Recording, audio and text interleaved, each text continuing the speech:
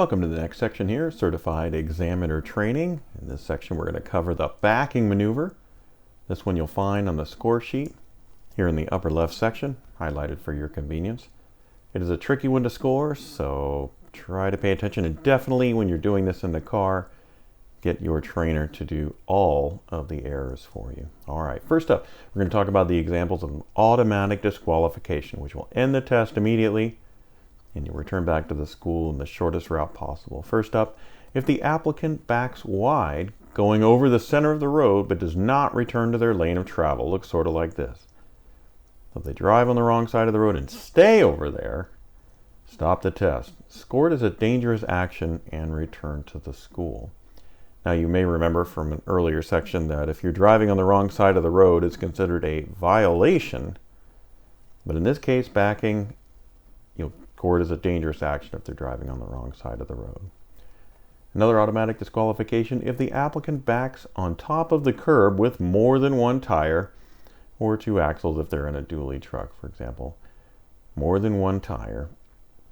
Now this counts if both tires are on top of the curb at the same time. Now in the original examiner's manual and in the 2014 update, had to be both tires at the same time.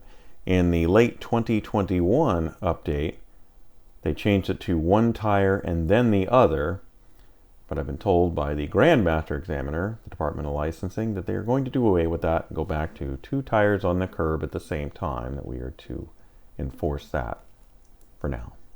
If this occurs, stop the test, score it as a dangerous action, and return to the school. Next up, anytime an applicant causes damage to lawn, shrubs, or etc. So if you can see the tire marks they leave behind, that's considered damage. Right? Sometimes it doesn't cause damage, but when it does, stop the test.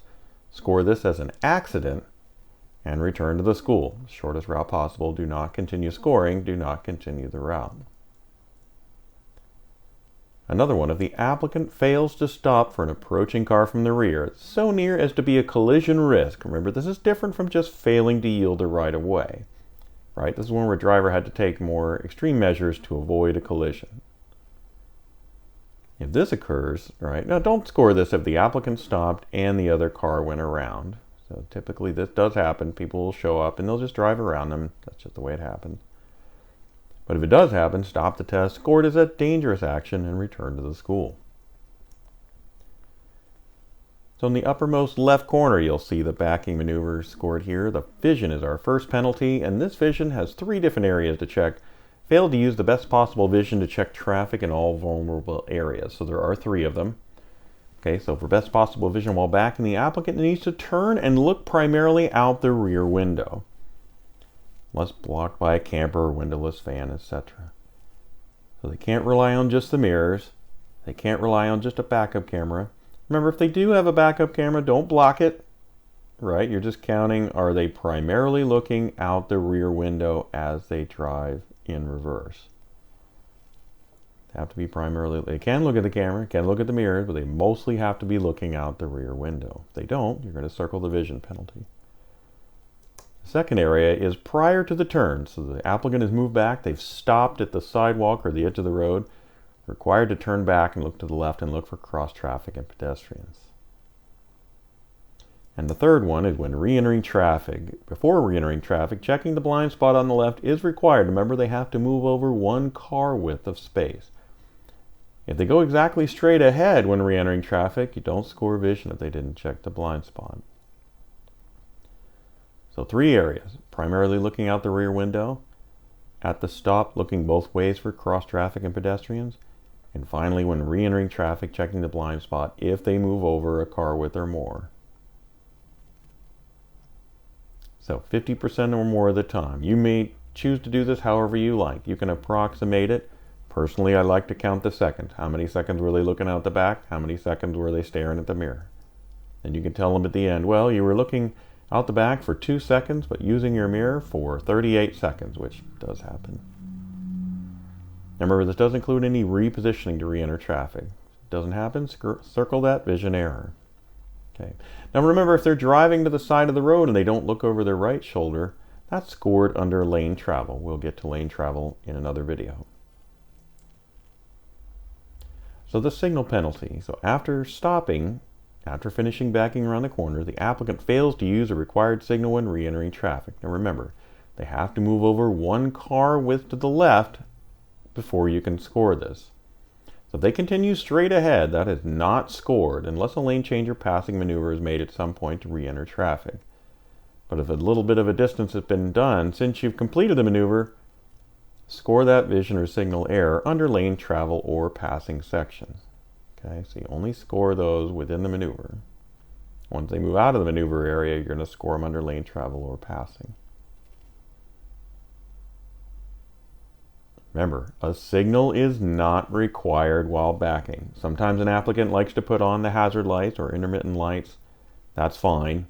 If they make a movement to the left and they still have the hazard lights on, you'll score them for a signal because they didn't have a turn signal on, they had the hazard lights on. Not the same thing. SW refers to the sidewalk error. So if the applicant fails to stop at the sidewalk area if present, a marked or unmarked crosswalk. So in this case it's unmarked, we're required to treat it as if it were a marked crosswalk or a sidewalk extending all the way across the roadway. Okay. If there is a sidewalk present on the corner you're using and the applicant does not stop, or sometimes they go past that crosswalk area and stop in the sidewalk area, score it. Circle that SW error. Now if there's no sidewalk present here, fails to stop before entering the travel portion of a road when no sidewalk is present, you'll circle STP, failed to stop. Keep in mind, do not score sidewalk and stop in the same maneuver. There's either a sidewalk present at the corner or there isn't. If there is a sidewalk, you score SW. If there's not a sidewalk, you score STP. It's one or the other, but never both. And remember, driving to the side of the road to begin the backing maneuver is scored under lane travel, so we don't score that here. Okay. All right, speed. If your applicant backs too fast and is out of control.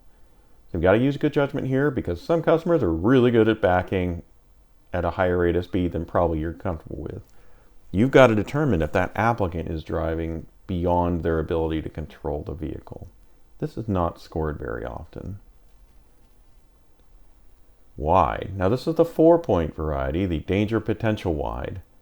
And you'll see on the next line down, under the lack of skill, there's also another penalty called wide. So what's the difference?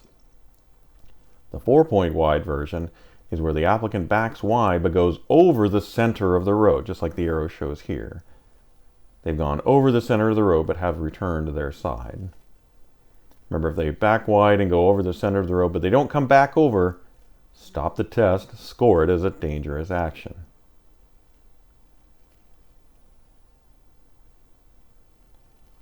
Next up is curb. So as you will see as you watch all of these videos, you're going to see curb penalties in different areas on this test. There's curb errors. There's 2 of them here on the backing maneuver. There's also 2 of them on parallel parking. There's 2 of them on park and start on the hill.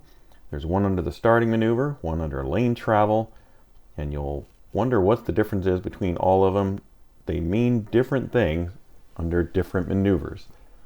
So starting here in the backing maneuver, after the turn, backs up onto the curb with 1 tire, or strikes the curb and is unable to continue backing as a result. So if the curb stops your movement,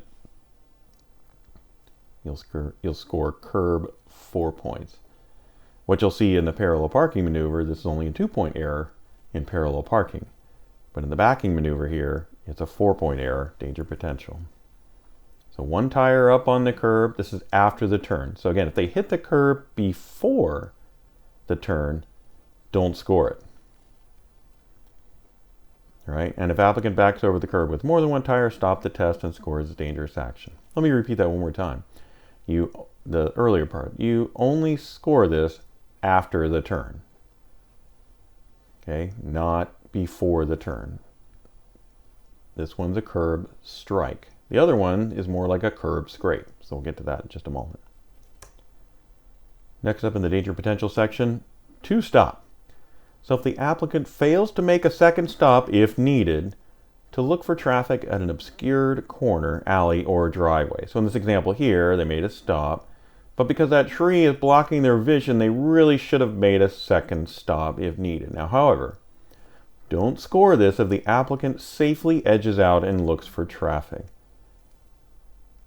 Most of the time, people are backing around the corner with their foot on the brake and they're just kind of coasting back at 1-2 miles per hour at most. They're rocking around that corner at 4, 5, and 6 miles per hour. You're probably going to score this if there was obscured vision. Unable. Unable is a very specific penalty. You're going to score it precisely just like this. Prior to the turn, unable to back the car around the corner, striking the curb 3 times. 1, 2, 3.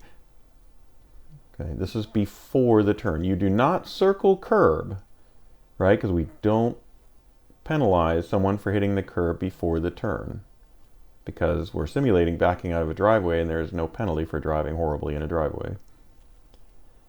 When this occurs, stop the maneuver, score everything you see, which means if there's a tire up on the curb, you could, well, you still wouldn't score that actually. I'm not even sure why they say that. There's nothing really to score at this point. If they hit the curb 3 times, you're going to circle unable and have them move on. Do not have them continue with the maneuver. Okay. Next penalty is road with no curb present. So you've got no sidewalk and no curb, just dirt, grass, whatever. So if the applicant backs off the road with 1 or more wheels and there's no damage to the property, just road, only 4-point error. It's not 2 tires off the curb, there's not a curb here, right? So it's just road, just circle the 4-point road. All right, we're on the next line down, the lack of skill penalties. The first one is wide.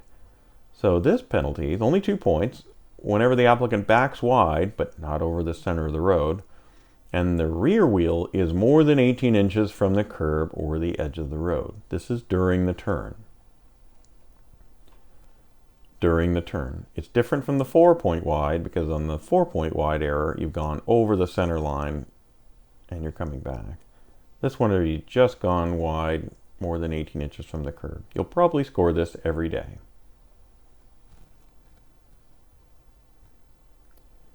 It's a little different from the distance penalty. So in the straight line backing portion, the applicant does not keep the vehicle within 18 inches of the road's edge. So wide is at the turn, distant is after the turn. So is it possible to score both wide and distant on the same maneuver? Absolutely. The applicant could go wide at the turn and stay wide. You'll circle both wide and distant.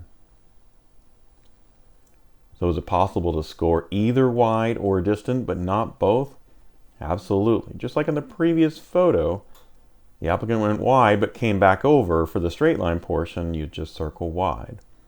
However, it's also possible they made the turn like this and then went wide, you would only score distant. So you can score either one or both. It's 2 separate actions. Next up, the cut penalty. So if the applicant cuts across the corner where no curb exists, you're going to score this here, 2-point error. So this applies when you're either backing around the corner or dropping off the curb from a driveway or an alley. Now, if you remember, the curb penalty from up above is where the curb stops the movement. The 2-point curb is while backing strikes the curb but does not stop movement. So what you want to think is this is a curb scrape. The easiest way to remember this, 2 points for curb scraping, 4 points for curb stopping, or 1 tire up on the curb.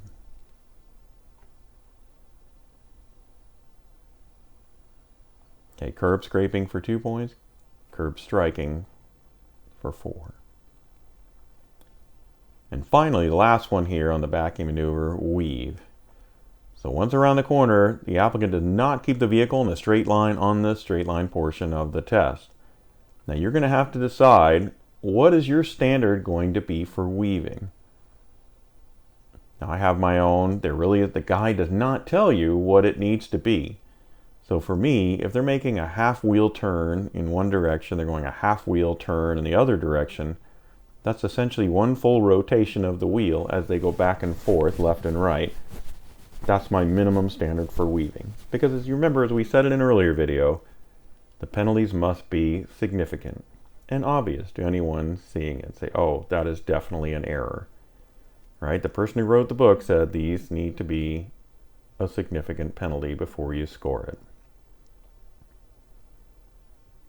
All right, that is it for the backing maneuver. Next up, we're going to talk about parallel parking in the next video. See you then.